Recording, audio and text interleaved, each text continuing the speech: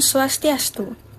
Selamat pagi yang terhormat Bapak Iketut Sunarwijaya, SE MSI, selaku dosen pengampu mata kuliah akuntansi perbankan dan LPD, serta teman-teman kelas A akuntansi yang saya banggakan. Nah, pada kesempatan kali ini, kami dari kelompok 6 akan mempresentasikan materi mengenai akuntansi pendapatan dan beban bank. Sebelum presentasi dimulai, izinkan saya memperkenalkan anggota kelompok terlebih dahulu.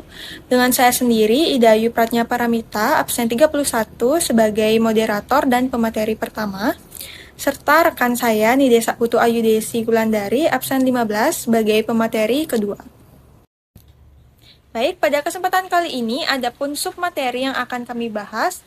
Yang pertama yaitu mengenai akuntansi pendapatan bank. Yang kedua yaitu menghitung pendapatan bank. Yang ketiga yaitu akuntansi pencatatan beban bank. Dan yang terakhir yaitu menghitung beban bank. Baik, untuk materi pertama akan saya paparkan sendiri mengenai akuntansi pendapatan bank. Pendapatan bank merupakan pemasukan yang diperoleh oleh bank dan hasil penjualan produk dan jasa di bidang keuangan atau kegiatan lainnya yang bertujuan untuk menambah pemasukan yang dapat memberikan keuntungan bagi bank. Pada PSAK nomor 31 mengatur tentang bagaimana pendapatan bank diakui, merupakan aspek kunci dalam menentukan tingkat rentabilitas suatu bank. Pendapatan bank biasanya dicatat berdasarkan metode akrual yang akan dibukukan. Selanjutnya yaitu jenis pendapatan bank. Pendapatan bank terdiri dari beberapa jenis, antara lain pendapatan operasional, seperti pendapatan bunga, pendapatan komisi dan provisi, pendapatan atas transaksi valuta asing. Yang kedua ada pendapatan non-operasional. Contohnya adalah pendapatan dari penjualan aktiva tetap, penyewaan fasilitas gedung yang dimiliki oleh bank, dan lain sebagainya. Yang ketiga yaitu pendapatan luar biasa. Bank kadangkala dihadapi dengan suatu keuntungan yang diterima secara tiba-tiba, dan keuntungan ini merupakan suatu windfall profit. Pada pendapatan luar biasa harus dipisahkan dari hasil usaha sehari-hari dan ditunjukkan secara terpisah dalam perhitungan laba, rugi disertai pengungkapan mengenai sifat dan jumlahnya. Selanjutnya yaitu menghitung pendapatan bank. Yang pertama ada pendapatan bunga. Sebagai contoh, apabila pendapatan bunga debitur performing selama bulan Juli dihitung sebesar 100 juta, sedangkan debitur non-performing sebesar 23 juta akan dibukukan dengan ayat jurnal menggunakan akrual basis, yang dimana pendapatan debitur diterima pada debit sebesar 100 juta dan pendapatan bunga debitur dikredit sebesar 100 juta. Pada saat menerima hasil bunga akan dibukukan dengan ayat jurnal kas di debit sebesar 100 juta dan bunga debitur di kredit sebesar 100 juta. Yang kedua ada pendapatan non-operasional. Sebagai contoh, apabila Bank BNI memiliki sebuah mobil dengan harga perolehan sebesar 35 juta dan telah disusutkan sebesar 30 juta, dijual tunai seharga 7 juta. Perhitungan keuntungan ini akan dibukukan dengan ayat jurnal kas di debit sebesar 7 juta, akumulasi penyusutan kendaraan di debit sebesar 30 juta, dan kendaraan di kredit sebesar 35 juta, serta keuntungan penjualan aktiva tetap di kredit sebesar 2 juta. Baik, itulah materi yang dapat saya sampaikan. Untuk materi selanjutnya akan dijelaskan oleh rekan saya, Ayu Desi. Untuk itu, waktu dan kesempatan saya persilahkan.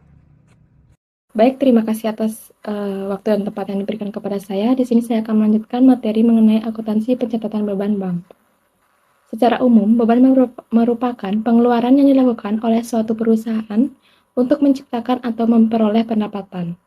Beban tersebut dapat bersifat langsung maupun tidak langsung dan telah dimanfaatkan untuk menghasilkan pendapatan dalam periode tertentu. Dalam konteks perbankan, beban diakui secara akuntansi berdasarkan prinsip akrual, diakui dan dibebankan pada laporan laba rugi pada saat jatuh tempo dan menunggu pembayaran. Laporan laba rugi bank mencangkup berbagai jenis bank. Yang pertama yaitu beban operasional. Beban operasional adalah semua pengeluaran yang dialokasikan untuk mendukung aktivitas bisnis atau operasional bank. Dalam konteks bank, beban operasional mencakup yang pertama yaitu biaya bunga. Jenis biaya bunga yang paling besar porsinya terhadap biaya bank keseluruhan adalah biaya bunga. Biaya bunga terdiri dari biaya bunga dana yang dimiliki oleh bank. Biaya ini harus diantisipasikan oleh bank pada penutupan tahun buku atau pada tanggal laporan. Yang kedua yaitu ada biaya valuta asing. Biaya dalam transaksi valuta asing biasanya muncul dari selisih kurs yang merugi. Dalam hal munculnya kerugian selisih kurs, baik dari dalam transaksi spot, forward, maupun swap yang akan dibebankan ke dalam laporan laba rugi. Yang ketiga yaitu ada biaya overhead. Dalam operasi bank sehari-hari diperlukan biaya untuk mengolah transaksi. Biaya atau beban ini berhubungan langsung dengan periode terjadinya, oleh sebab itu harus dicatat dan diakui sebagai beban periode berjalan. Biaya overhead yang ada di bank mempunyai beberapa ciri. Yang pertama yaitu tidak dapat diidentifikasikan secara langsung dengan jasa dihasilkan, karena biaya yang dikeluarkan untuk semua kegiatan bank. Yang kedua ada menjadi beban atau biaya pada periode terjadinya. Yang ketiga, biaya overhead yang dikeluarkan tidak memberikan manfaat untuk masa depan yang akan datang. Dengan aktivitas utama bank, terdapat juga pengeluaran yang tidak terkait langsung dengan operasi inti bank. Salah satu contohnya adalah kerugian dari penjualan aset tetap yang termasuk dalam kategori beban non-operasional. Yang ketiga ada pos luar biasa. Pendapatan luar biasa, biaya luar biasa timbul dari peristiwa yang tidak normal atau tidak terkait dengan kegiatan rutin perusahaan dan jarang terjadi atau tidak dapat diulang di masa depan.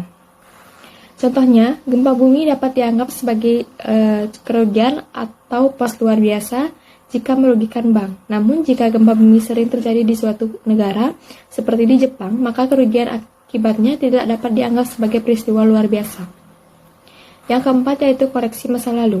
Koreksi dilakukan apabila masa lalu yang berkaitan dengan unsur laba rugi telah terjadi kesalahan dalam perhitungan atau kelalaian mencatat suatu transaksi atau kejadian yang telah terjadi dan kesalahan matematis.